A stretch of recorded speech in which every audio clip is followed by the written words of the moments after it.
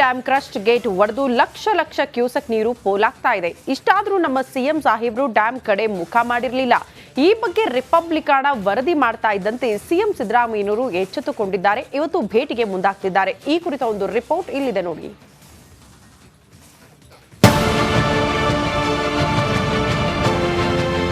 ವ್ಯರ್ಥ, ಲಕ್ಷ ಕ್ಯೂಸೆಕ್ಸ್ ನೀರು ವ್ಯರ್ಥ. ಯಾರದ್ದೋ ಎಡವಟ್ಟಿಗೆ ಕೊಪ್ಪಳದ ಟಿಬಿ ಡ್ಯಾಂನ ಕ್ರಾಸ್ಟ್ ಗೇಟ್ ಮುರಿದು ಲಕ್ಷಾಂತರ ಕ್ಯೂಸೆಕ್ ನೀರು ಪೋಲಾಗ್ತಾ ಇದೆ. ರೈತರ ಜೀವನಕ್ಕೆ ನೀರುಣಿಸಬೇಕಿದ್ದ ಡ್ಯಾಂ ನೀರು ವ್ಯರ್ಥವಾಗ್ತಾ ಇದೆ. ಒಂದಲ್ಲ ಎರಡಲ್ಲ, ಸುಮಾರು 16 ಟಿಎಂಸಿ ನೀರು ಖಾಲಿಯಾಗಿದೆ. ರಿಪಬ್ಲಿಕ್ ವರದಿ, ಕೊನೆಗೂ ಎಚ್ಚೆತ್ತ ಸಿಎಂ. ಟಿಬಿ ಡ್ಯಾಂಗೆ ಇಂದು ಸಿದ್ದರಾಮಯ್ಯ ಭೇಟಿ. ಇದು ರಿಪಬ್ಲಿಕ್ ಕನ್ನಡದ ಬಿಗ್ ಇಂಪ್ಯಾಕ್ಟ್. 19ನೇ ಕ್ರಾಸ್ ಗೇಟ್ ಮುರಿದು ಸುಮಾರು ಅರ್ಧಕ್ಕರ್ಧ ಡ್ಯಾಮ್ ಖಾಲಿಯಾಗ್ತಾ ಇದೆ. ಲಕ್ಷಾಂತರ ರೈತರ ಬದುಕು ಅತಂತ್ರವಾಗಿದೆ. ಅನ್ನದಾತರ 2ನೇ ಬೆಳೆಯ ನಿರೀಕ್ಷೆ ಹರಿಯೋ ನೀರಲ್ಲಿ ಕೊಚ್ಚೋಗಿದೆ. ಕ್ರಾಸ್ಟ್ ಗೇಟ್ ಮುರಿದು 2 ದಿನಗಳಾದರೂ ಸಿಎಂ ಸಿದ್ದರಾಮಯ್ಯ ಟಿಬಿ ಡ್ಯಾಂಗೆ ಭೇಟಿಯನ್ನೇ ನೀಡಿರಲಿಲ್ಲ.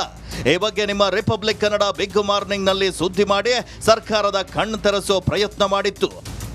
ಸಿಎಂ ಯಾವಾಗ ಹೋಗ್ತೀರಿ? ಟಿಬಿ ಡ್ಯಾಮ್ ಬಳಿಗೆ ನೀವು ಯಾವಾಗ ಹೋಗ್ತೀರಿ?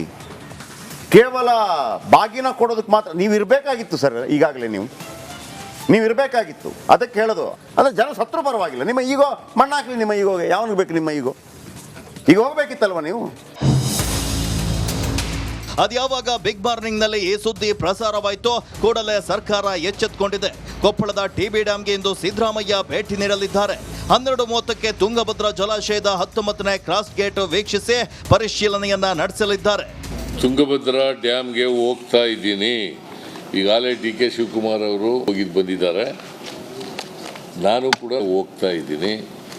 ಸಂಬಂಧಪಟ್ಟಂಥ ಅಧಿಕಾರಿಗಳ ಜೊತೆ ಚರ್ಚೆ ಮಾಡಿ ಅದನ್ನು ಡ್ಯಾಮ್ನಲ್ಲಿ ಏನು ತೊಂದರೆ ಆಗಿದೆ ಅದನ್ನೆಲ್ಲ ನೋಡ್ಕೊಂಡು ಬರ್ತಿದ್ದಾರೆ. ನೋಡಿದ್ರಲ್ಲ, ರಿಪಬ್ಲಿಕ್ ಕನ್ನಡ ಸರ್ಕಾರದ ಕಣ್ ತೆರೆಸಿದೆ. ರಾಜ್ಯದ ಲಕ್ಷಾಂತರ ರೈತರ ಧ್ವನಿಯಾಗಿದೆ. ರಾಜ್ಯದ ಜನರು ಸಂಕಷ್ಟದಲ್ಲಿರುವಂತಹ ಸಮಯದಲ್ಲೇ ರಿಪಬ್ಲಿಕ್ ಕನ್ನಡ ಯಾವತ್ತಿಗೂ ನಿಮ್ಮ ಪರ ಇರಲಿದೆ. ಕಾರಣ ಇದು ನಿಮ್ಮ ಧ್ವನಿ. Bureau report, republic Kannada.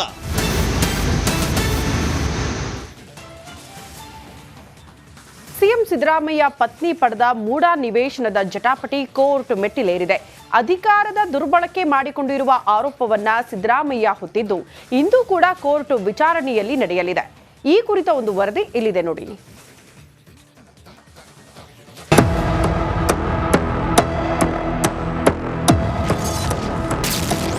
CM ಸಿದ್ದರಾಮಯ್ಯಗೆ ಇಂದು ಬಿಗ್ ಡೇ. ಮೂಡಾ ಖಾಸಗಿ ದೂರು ಇಂದು ವಿಚಾರಣೆ. ಮೂಡಾ ಹಗರಣ ಸಿಎಂ ಸಿದ್ದರಾಮಯ್ಯ ಇನ್ನಿಲ್ಲದ ಸಂಕಷ್ಟ ತಂದಿಟ್ಟಿದೆ. ರಾಜ್ಯಪಾಲರ ತನಿಖೆಗೆ ಆದೇಶಿಸುವಂತೆ ಖಾಸಗಿ ದೂರಿನ ಅರ್ಜಿ ಇಂದು ಕೂಡ ವಿಚಾರಣೆ ನಡೆಯಲಿದೆ. ಸಾಮಾಜಿಕ ಕಾರ್ಯಕರ್ತ ಸ್ನೇಹಮಯಿ ಕೃಷ್ಣ ಸಲ್ಲಿಸಿರುವ ಖಾಸಗಿ ದೂರಿನ ಅರ್ಜಿಯನ್ನು ಜನಪ್ರತಿನಿಧಿಗಳ ವಿಶೇಷ ನ್ಯಾಯಾಲಯದಲ್ಲಿ ಶುಕ್ರವಾರ ವಿಚಾರಣೆ ನಡೆಸಿತ್ತು. ಇಂದು ಇದೇ ಅರ್ಜಿ ವಿಚಾರಣೆ ನಡೆಯಲಿದ್ದು ಸಿಎಂ ಸಿದ್ದರಾಮಯ್ಯಗೆ ಇಂದು ಬಿಗ್ ಡೇ ಆಗಿದೆ. ಸ್ನೇಹಮಯಿ ಕೃಷ್ಣ ಪರ ವಕೀಲೆ ಲಕ್ಷ್ಮೀ ಅಯ್ಯಂಗಾರ್ ಶುಕ್ರವಾರ ವಾದ ಮಂಡಿಸಿದರು. ಸಿದ್ದರಾಮಯ್ಯ ಉಪಮುಖ್ಯಮಂತ್ರಿ ಆಗಿದ್ದ ಅವಧಿಯಲ್ಲಿ ನಡೆದ ದೇವನೂರು ಹಾಗೂ ಮೈಸೂರಿನ ವಿಜಯನಗರ ವ್ಯಾಪ್ತಿಯ ಭೂಮಿ ಡಿನೋಟಿಫಿಕೇಶನ್ ಉಲ್ಲೇಖಿಸಿ ವಾದ ಮಂಡಿಸಿದರು. 1996ರಿಂದ 99ರ ಅವಧಿಯಲ್ಲಿ ಡಿನೋಟಿಫಿಕೇಶನ್ ಮಾಡಲಾಗಿದೆ. ನಂತರ ದೇವರಾಜು ಎಂಬುವರಿಂದ ಮಲ್ಲಿಕಾರ್ಜುನ್ ಎಂಬುವರಿಗೆ ಸೇಲ್ ಡೀಲ್ ಮಾಡಲಾಗಿದೆ. 2010ರಲ್ಲಿ ಸಿಎಂ ಪತ್ನಿಯವರ ಹೆಸರಿಗೆ 3 ಎಕರೆ ಗಿಫ್ಟ್ ಡೀಡ್ ಮಾಡಲಾಗಿದೆ. ಅಷ್ಟರಲ್ಲಿ ಲೇಔಟ್ ಅಭಿವೃದ್ಧಿಪಡಿಸಲಾಗಿತ್ತು ಎಂದು ತಿಳಿಸಿದರು. ಸಿದ್ದರಾಮಯ್ಯ ಅಧಿಕಾರ ದುರ್ಬಳಕೆ ಮಾಡಿಕೊಂಡಿದ್ದಾರೆ. ಮೂಡಾ ಆಯುಕ್ತರ ಮೇಲೆ ಪ್ರಭಾವ ಬೀರಿ ಅಕ್ರಮ ಎಸಗಿದ್ದಾರೆ ಎಂದು ಹೇಳಿದರು. ಮೂಡಾ ಯಾವುದಾದರೂ ರೆಸಲ್ಯೂಷನ್ ಮಾಡಿದೆಯೇ ಎಂದು ಜಡ್ಜ್ ಪ್ರಶ್ನೆ ಮಾಡಿದರು. ವಕೀಲೆ ವಾದ ಮುಂದುವರೆಸುತ್ತಾ ಪ್ರಾಸಿಕ್ಯೂಷನ್ ಇಲ್ಲದೆ ತನಿಖೆ ಮಾಡುವಂತಿಲ್ಲ ಎಂದು ಭ್ರಷ್ಟಾಚಾರ ನಿಯಂತ್ರಣ ಕಾಯ್ದೆಯ ಸೆಕ್ಷನ್ 17ರ ಬಗ್ಗೆ ಹೈಕೋರ್ಟ್ ಆದೇಶವಿದ್ದು ಇಂದು ನಡೆಯುವ ವಿಚಾರಣೆಯಲ್ಲಿ ಕೋರ್ಟ್ ಯಾವ ತೀರ್ಪು ನೀಡುತ್ತದೆ ಎಂಬುದರ ಮೇಲೆ ಸಿದ್ದರಾಮಯ್ಯ ಭವಿಷ್ಯ ನಿರ್ಧಾರವಾಗಲಿದೆ. Bureau report, republic Kannada.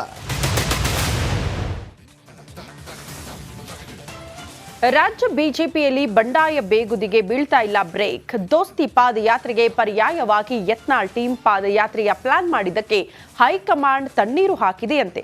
ಯಾಕೆ ಗೊತ್ತಾ? ಈ ವರದಿ ನೋಡಿ.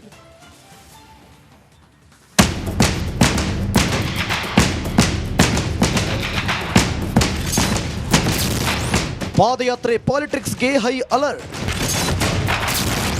ಯತ್ನಾಳ್ ಟೀಮ್ ಪಾದಯಾತ್ರೆಗಿಲ್ವಾ ಅಸ್ತು. ಯಾಕೋ ಬಿಜೆಪಿಯಲ್ಲಿ ಏನು ಸರಿಯಿಲ್ಲ ಅನ್ನೋ ವಾತಾವರಣ ಸೃಷ್ಟಿಯಾಗಿದೆ. ದಿನ ಕಳೆದಂತೆ ಬಂಡಾಯದ ಬೇಗುದಿ ಜೋರಾಗಿದೆ. ರಾಜ್ಯ ನಾಯಕರ ಮುನಿಸು ಸ್ಫೋಟ ಆಗ್ತಿದೆ. ವಿಜೇಂದ್ರ ನೇತೃತ್ವದಲ್ಲಿ ಮೈಸೂರು ಚಲೋ ನಡೆಯುತ್ತಿದ್ದಂತೆ ಬೆಳಗಾವಿಯಲ್ಲಿ ಶಾಸಕ ಯತ್ನಾಳ್ ನೇತೃತ್ವದಲ್ಲಿ ರೆಬೆಲ್ ಟೀಮ್ ಫುಲ್ ಆಕ್ಟಿವ್ ಆಗಿ ಮೀಟಿಂಗ್ ನಡೆಸಿದ್ದೂ ಆಯಿತು. ದೋಸ್ತಿ ಯಾತ್ರೆ ವಿರುದ್ಧ ಸಿಡಿದೆದ್ದಿದ್ದ ರೆಬೆಲ್ ಟೀಮ್ನ ಪ್ರತ್ಯೇಕ ಪಾದಯಾತ್ರೆಗೆ ಬ್ರೇಕ್ ಬಿದ್ದಿದ್ಯಂತೆ. ಹೌದು, ಬಿಜೆಪಿಯಲ್ಲಿ ಮತ್ತೊಂದು ಪಾದಯಾತ್ರೆಗೆ ಸಜ್ಜಾದ ರೆಬಲ್ಗಳ ಬಗ್ಗೆ ಹೈಕಮಾಂಡ್ ರಾಜ್ಯ ಬಿಜೆಪಿಯಿಂದ ಮಾಹಿತಿ ಕೇಳಿದ್ಯಂತೆ. ಅದಕ್ಕೂ ಮುನ್ನ ಪ್ರತ್ಯೇಕ ಪಾದಯಾತ್ರೆಗೆ ರಾಜ್ಯ ಬಿಜೆಪಿ ಅವಶ್ಯಕತೆ ಇಲ್ಲ ಎಂದಿದೆಯಂತೆ. ಕೆಲ ಸೀಮಿತ ನಾಯಕರು ಪಾದಯಾತ್ರೆಗೆ ಮುಂದಾಗ್ತಿರುವುದಕ್ಕೆ ನಮ್ಮ ಒಪ್ಪಿಗೆ ಇಲ್ಲ ಅಂತ ಹೈಕಮಾಂಡ್ ವಿವರಣೆ ನೀಡಿದೆಯಂತೆ. ಬಳ್ಳಾರಿಯಿಂದ ಕೂಡಲ ಸಂಗಮದವರೆಗೆ ಪಾದಯಾತ್ರೆ ಕೈಗೊಳ್ಳಲು ಶಾಸಕ ಬಸನಗೌಡ ಪಾಟೀಲ್ ಯತ್ನಾಳ್ ಟೀಮ್ ಮುಂದಾಗಿತ್ತು. ಮೂಡಾ ಪಾದಯಾತ್ರೆಗೆ ಪರ್ಯಾಯ ಎಂದೇ ಬಿಂಬಿತವಾಗ್ತಿದ್ದಂತೆ ಅಲರ್ಟ್ ಆದ ಕೇಂದ್ರ ನಾಯಕರು ಪಕ್ಷಕ್ಕೆ ಡ್ಯಾಮೇಜ್ ಆಗುತ್ತಾ ಅನ್ನೋ ನಿಟ್ಟಿನಲ್ಲಿ ಸ್ಪಷ್ಟತೆ ಪಡೆಯಲು ಮುಂದಾಗಿದೆ.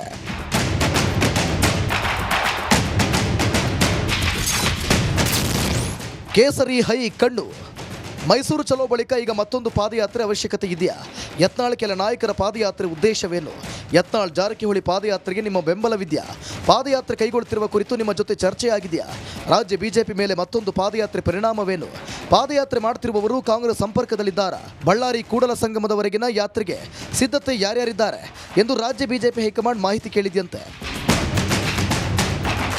ಈ ಪಾದಯಾತ್ರೆಯ ಸಾಧಕ ಬಾಧಕಗಳ ಬಗ್ಗೆ ವಿವರವಾದ ಮಾಹಿತಿ ರವಾನಿಸುವಂತೆ ಹೈಕಮಾಂಡ್ ಹೇಳಿರುವ ಬಗ್ಗೆ ನಿಮ್ಮ ರಿಪಬ್ಲಿಕನ್ ಅಡಕ್ಕೆ ಬಿಜೆಪಿ ಆಪ್ತ ಮೂಲಗಳಿಂದಲೇ ಮಾಹಿತಿ ಸಿಕ್ಕಿದೆ.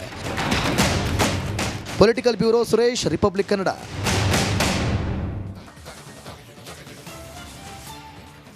ರೇಣುಕಾಸ್ವಾಮಿ ಕೊಲೆ ಕೇಸ್ನಲ್ಲಿ ದಾಸ ಜೈಲು ಸೇರಿ ಬರೋಬ್ಬರಿ 50 ದಿನಗಳೇ ಕಳೆದವು. ಕಂಬಿ ಹಿಂದಿರೋ ಪೊರ್ಕಿಗೆ ಇಂದು ನಿನ್ನೆ ಪತ್ನಿ ವಿಜಯಲಕ್ಷ್ಮಿ ದರ್ಶನ ಕೊಟ್ಟಿದ್ದಾರೆ. ಮನೆ ಊಟಕ್ಕಾಗಿ ಹಪಹಪಿಸುತ್ತಿದ್ದ ದರ್ಶನ್ ಜೊತೆ ಮನೆಯವರು ಏನೇನ್ ಮಾತಾಡಿದ್ರು ಗೊತ್ತಾ? ಆ ಕುರಿತ ಒಂದು ರಿಪೋರ್ಟ್ ಇಲ್ಲಿದೆ ನೋಡಿ.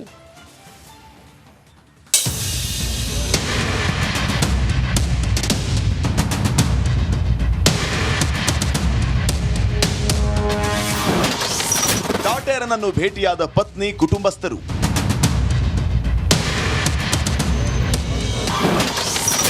ಎರಡೆರಡು ಬ್ಯಾಗ್ಗಳಲ್ಲಿ ಹಣ್ಣು, ಬೇಕರಿ, ತಿಂಡಿ. ಬೇಲ್ ವಿಷಯ ಚರ್ಚಿಸಿದ್ರ ದಾಸನ ಮಡದಿ. ನನ್ನ ವಿಚಾರಕ್ಕೆ ಬಂದ್ರೆ ಗೊತ್ತಲ್ವಾ, ಹುಟ್ಲಿಲ್ಲ ಅನ್ಸ್ಬಿಡ್ತೀನಿ. ಎಸ್, ಹೀಗೆ ಸಿನಿಮಾದಲ್ಲಿ ಡೈಲಾಗ್ ಹೊಡಿತಾ ಇದ್ದ ಕಾಟೇರ ನಿಜ ಜೀವನದಲ್ಲಿ ಪರಪ್ಪನ ಅಗ್ರಹಾರದಲ್ಲಿ ಮುದ್ದೆ ಮುರಿತಾ ಇದ್ದಾನೆ. ಇದೀಗ ಪತ್ನಿ ವಿಜಯಲಕ್ಷ್ಮಿ ಜೈಲಿಗೆ ಭೇಟಿ ನೀಡಿ ಹಲವು ವಿಚಾರಗಳನ್ನ ಚರ್ಚೆ ಮಾಡಿದ್ದಾರೆ.